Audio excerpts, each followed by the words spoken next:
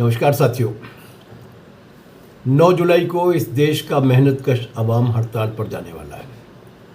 पहले ये हड़ताल 20 मई को होने वाली थी, लेकिन एक बहुत ही दुर्भाग्यपूर्ण आतंकी घटना घटी पहलगाम में और देश के मेहनतकश ने गंभीर नागरिक होने का सबूत देते हुए उस 20 मई की हड़ताल को स्थगित कर दिया और उसकी तारीख बढ़ा दी।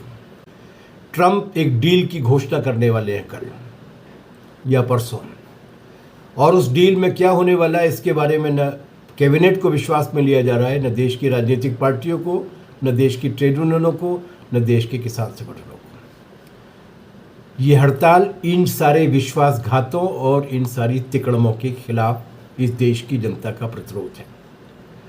इस हड़ताल के जरिए हम ये बताना चाहते हैं कि देश, वास्तविक हिंदुस्तान, ये जनता है जो करोड़ों की संख्या में सड़कों पर उतरी है, और अगर वो जनता साथ नहीं है तो तुम्हारे कितने भी समझौते हो जाए, उन समझौतों को लागू नहीं किया जाने देगा।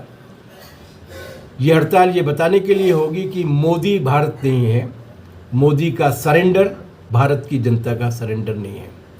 ये हड़ताल ये चेतावनी देने के लिए होगी कि जिन श्रम कानूनों को हमने बेड़ियों को तोड़कर कुर्बानियाँ देकर हासिल किया है, उनको इस कदर अपहरण करने की कोशिशों को कामयाब नहीं होने दिया जाएगा। ये हड़ताल ये संदेश देने के लिए होगी कि इस देश को अमेरिका और विकसित तथाकथित साम्राज्यवादी देशों के डंपिंग ग्राउंड में नहीं बदलने दिया जाएगा।